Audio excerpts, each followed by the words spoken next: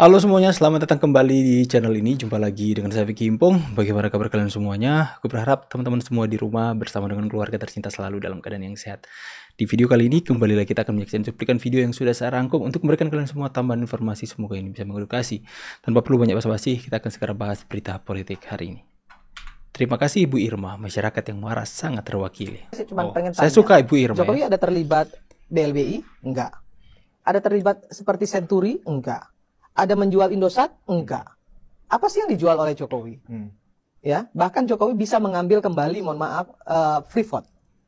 Dan banyak lagi perusahaan-perusahaan besar yang tadinya mayoritas sahamnya di atas 70% kemudian dibalik oleh Pak Jokowi dan bahkan tidak diberi kesempatan lagi karena harusnya saham itu lebih besar, mayoritas harusnya ada di tangan Indonesia, sehingga mereka kemudian nggak mendapatkan proyek lagi di Indonesia. Itu sebuah prestasi loh. Saya bukan aktivis 98, tapi saya ingin agar semua aktivis yang ada di Indonesia ini bicara tuh terukur, gitu. Jangan ada keberpihakan. Kalau mau independensi, kalau mau dikatakan sebagai aktivis, dia harus independen. Tidak boleh berpihak. Contoh, misal nih ya, ada seseorang yang disebut sebagai, menyebut diri atau disebut sebagai pakar hukum tata negara misalnya. Menurut saya kalau dia baru dosen, ya belum pakar, ya jangan disebut pakar. Sebut saja akademisi, ya kan, hukum tata negara misalnya, atau praktisi. Ini Bu Irma paling vokal sekali dalam membela Pak Jokowi dari orang-orang seperti Rocky Gerung, ya. Istri Joko Widodo tuai kritik pedas netizen setelah terciduk tenteng tas dan koper serba Louis Vuitton. Belakangan ini, sebuah video singkat yang memperlihatkan Joko Widodo dan Iriana Jokowi saat hendak naik pesawat komersial menjadi viral di media sosial. Video tersebut awalnya tampak biasa saja, menampilkan momen sederhana mereka memasuki kabin pesawat. Namun, perhatian publik justru tertuju pada koper dan tas yang dibawa oleh Ibu Iriana. Melalui unggahan akun media sosial @fs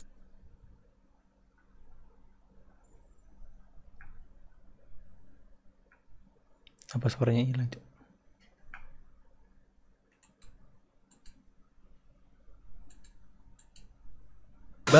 Istri Joko Widodo tuai kritik pedas netizen setelah terciduk. Oke teman-teman, terus Bu Iriana menjadi sorotan netizen katanya karena pakai koper dan tas Louis Vuitton. Salahnya di mana, Cok? Salahnya di mana coba? Hanya kalian orang-orang pembenci yang suka cari-cari kesalahan Bu Iriana dan Pak Jokowi. Semua salah di mata kalian. Bu Iriana pakai tas sederhana, biasa-biasa saja, kelihatan kampungan. Kalian katakan pencitraan.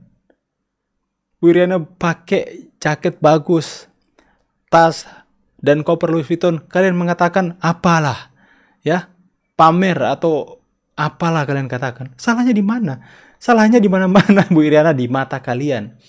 Salahnya di mana-mana Pak Jokowi dan keluarganya di mata kalian. Apapun yang mereka lakukan akan salah di mata kalian karena kalian itu hatinya penuh dengan kebencian, ya. Apa sih media ini bahas-bahas hal seperti ini? Ini kan hal yang remeh-temeh, sepele. Kenapa kalian bahas sih? Bahas, contoh orang sirik ya. Contoh orang dengki. Giliran Pak Jokowi pakai baju biasa-biasa, turun ke rakyat. Bu Iriana pakai biasa-biasa, kelihatan deso, dan pakai tas biasa aja, pakai tas mungkin tas ayam itu teman-teman ya. Kalian katakan pencitraan. Nah sekarang kalian ketika Bu Iriana pakai tas bermerek, kalian mau katakan apa? Pamer apa? Ya, pemborosan dan sebagainya. Salahnya apa? Memang, aduh, memang beda ya kalau memang anak-anak unta ini teman-teman ya. Salahnya apa coba? Sampai heran cara berpikir mereka, teman-teman. Bangsa Indonesia yang rukun dan cinta damai harus waspada dengan orang-orang seperti Koni, Said Didu, Abraham Samad, Refli Harun dan Bivitri. Mereka ini tak henti-hentinya tebar fitnah dengan berita yang tendensius dan tidak benar. Yang berbahaya, mereka juga berusaha mengadu domba antara Pak Prabowo dan Pak Jokowi. Waspadalah. Bangsa Indonesia yang rukun dan cinta damai harus... Jadi teman-teman, lihat ya, tandai muka-muka mereka ya. Jaga kerukunan, jangan terpengaruh oleh para provokator. Waspada orang-orang ini memancing kerusuhan dengan tebar fitnah dan adu domba antara Pak Prabowo dan Pak Jokowi. Jadi itu menunjuk bahwa Pak Hasto itu tidak ditahan, itu menunjukkan bahwa sebenarnya pemerintah dan KPK itu lemah sebenarnya gitu loh. Jadi ini kriminalisasi gitu. Karena dan mereka takut dengan video-video ini gitu loh. Mereka itu maksudnya pemerintah dan KPK itu takut kalau ditahan. Pak, video apa? Mau tanya video apa? Koni sendiri mengatakan itu kan video, itu bukan bukti, itu hanya dokumen. Mungkin clippingan koran atau sebagainya. Ini termakan hoax oleh Hasto.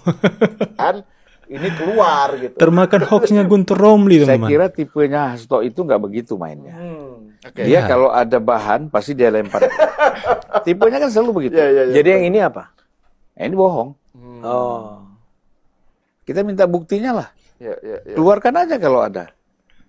Ya kan? Masa Mungkin dia bikin video hal, tapi isi videonya dia nangis. Iya. atau mungkin video seperti film yang dibuat dulu apa Dirty apa? Oh, Dirty Vote. Oh, saya Itu kira. kan bisa dibuat. Ya. Ya kan? Yang udah nonton katanya Mas Guntur Romli. Iya. Oh ya. Nah, ini Ya, kan dia mengaku di televisi. di podcast Saya udah nonton. ada diskusi dialog di TV ya dengan Bang Ade ya. Iya. Jadi sudah nonton apa gitu. Bang Ade gimana jelasinnya? Komentar Bang Ade gimana? Ya kalau yang mana yang kaitan dengan si bukti? Iya, terus juga soal pertemuan Megawati dan Prabowo. Tapi pertama saya harus apa ya? Bukan minta clearance, tapi sepengetahuan saya orang yang tersangka tuh tidak harus ditahan sih. Orang menjadi ditahan kalau ada alasan misalnya terkait dengan bahaya dia untuk meninggalkan Indonesia misalnya, atau dia melarikan diri, atau dikhawatirkan kalau dia dilepas dia akan menghilangkan bukti-bukti, alat-alat bukti. Tapi kan kalau sekarang misalnya KPK bilang enggak, alat buktinya udah cukup kita peroleh, udah nggak perlu lagi. Ya tapi buktinya KPK masih cari kemarin geledah kantor Hasto. Ya kali tambahan kali. Nggak, saya sih termasuk yang menduga. Saya termasuk yang menduga bahwa mereka sudah menemukan cukup bukti untuk memperkarakan Hasto, ya. Jadi kamu mau lari aja, tapi yang pasti kita udah punya bukti-buktinya ini. Dalam dugaan saya tidak ingin mengatakan bahwa memang demikianlah adanya, artinya bisa saja sebenarnya apa yang tadi dikhawatirkan bahwa ada tekanan. Ya sama ya, saya juga pernah menyampaikan bahwa saya menduga bahwa buktinya sudah sangat kuat. Karena nggak mungkin KPK menetapkan seorang sekjen partai besar di Indonesia sebagai tersangka kalau nggak punya cukup bukti. Itu nggak mungkin, teman-teman. Karena pertaruhkan reputasi KPK itu sendiri. Buah kalau udah busuk, lama-lama jatuh sendiri. Tanpa perlu Anda jatuhkan. Orang kalau udah jahat, akan jatuh sendiri. Tanpa perlu Anda jatuhkan. Jadi Anda nggak usah sibuk jelek-jelekin orang lain, nyebarin aibnya orang lain. Enggak. Ini kalau orang rusak, culas, orang ini nggak amanah, jatuh sendiri nanti. Buah kalau udah busuk, lama-lama jatuh.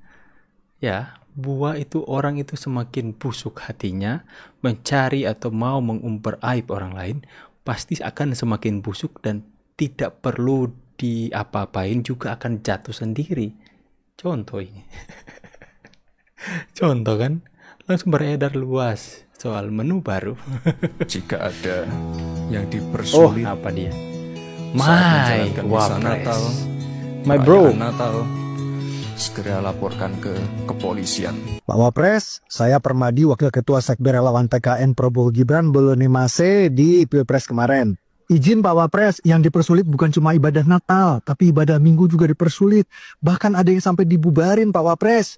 Selama tahun 2024 aja setiap bulan bisa ada 2-3 kasus intoleransi, pembubaran ibadah Minggu dan penolakan ibadah umat Kristen. 8 Desember 2024, pelarangan ibadah Natal di Perumahan Cipta Geraha Permai Kabupaten Bogor. 2 Desember 2024, pelarangan latihan nyanyi Natal di Bulukumba Sulsel. 1 Oktober 2024, penolakan gereja Kanaan di Pondok Raya Tangsel. 22 September 2024, pelarangan ibadah Minggu di Perumnas 2 Bekasi Selatan. 20 September 2024, demo penolakan Sekolah Kristen Gamaliel di Kota Parepare Sulsel. 2 September 2024, pembongkaran gereja Jemaat GBI di Damasraya Subuan. 3 Juli 2024, pelarangan festival kuliner non halal di Kota Solo Jateng. 1 Juli 2024, pelarangan ibadah Jemaat GPDI di Tarik Sudiwarjo oleh Kepala Desa. 8 Mei 2024, pembubaran doa di Perumahan Cireme Indah, Kota Gresik. 5 Mei 2024, penganiayaan dan penusukan mahasiswa dan mahasiswi Katolik yang sedang doa rosario oleh oknum RT dan warga di Banyak teman-teman ya.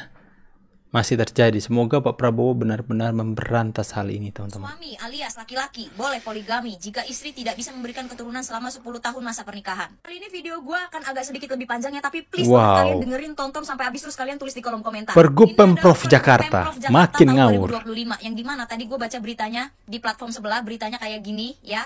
Habis itu gue langsung cari kebenarannya sayang. Dan bener pas gue cari ada tuh peraturannya, ada ada peraturan daerah khusus ibu kota Jakarta nomor 2 tahun 2025 nih, gue tampilin deh di sini ya, biar lu baca sendiri. Terus ada di bab 3 pasal 4, tulisannya adalah izin beristri lebih dari seorang. Kata gue, ini apaan sih ini? Gue mau tanya, goals masing-masing orang menikah itu memang beda-beda ya. Ada yang tujuannya emang hanya untuk menua bersama gitu, jadi mau mandulita, mau dikasih anak, tidak dikasih anak, dia nggak peduli, yang penting gue menua bersama lu gitu ya kan. Tapi ada juga yang memang goalsnya adalah untuk punya anak gitu. Makanya ada baiknya sebelum kalian menikah ya udah cek kesehatan dua-duanya gitu, sel spermanya bagus gak, terus ceweknya juga dicek bagus gak, ada kemungkinan mandulita atau enggak, kelemahan apa enggak, dan segala macamnya. Bukan lu tiba-tiba habis nikah terus mentang-mentang bini lo nggak bisa ngasih anak selama 10 tahun nikah terus jadi diperbolehkan poligami. Ini gue nggak ngerti, ini peraturan dari mana, konsepnya dari mana, pemikiran, ide, gagasan, ideologinya dari mana. Pilgub Jakarta ya jadi sorotan hari ini karena kok bisa ada pergub sesat seperti itu teman-teman ya, sesat itu. Saya katakan itu sesat karena ya kalian bayangkan teman-teman, sepasang suami istri yang dimana sudah 10 tahun mereka mungkin bergumul berdoa itu untuk menentukan buah hati mereka, entah itu mengikuti program, dan kalian tahu betapa sedih dan stresnya mungkin seorang wanita itu ataupun seorang istri yang mengharapkan anak dan tidak kunjung datang teman-teman.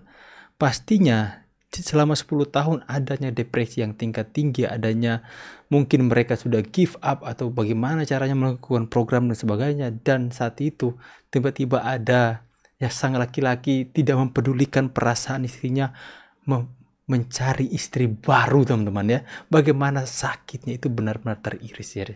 Itu bukannya mereka saling support, berdoa sama-sama, bergumul sama-sama agar supaya dapat mujizat, bisa dapat anak, kalaupun mandul bisa dibukakan, karena tidak perkara yang mustahil teman-teman.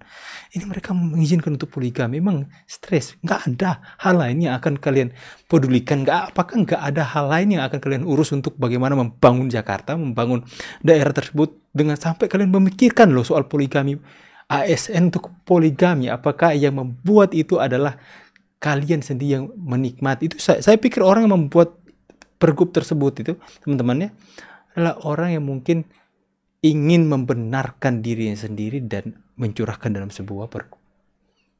Tuh sesat sekali teman-teman ya. Kasihan istrinya dimadu teman-teman. Bukannya sama-sama berjuang untuk saling menguatkan, ini malah yang laki-laki mau melampiaskan ke istri lain untuk. Aduh teman-teman ya, udahlah saya nggak habis pikir ya. Tapi itulah pilihan orang Jakarta. Kalau itu terjadi di daerah saya, jelas-jelas saya akan membantah, menolak habis-habisan teman-teman. Bagaimana pendapat kalian? Silahkan tulis di kolom komentar. Saya pamit dulu, see you on the next video and God bless. Bye guys.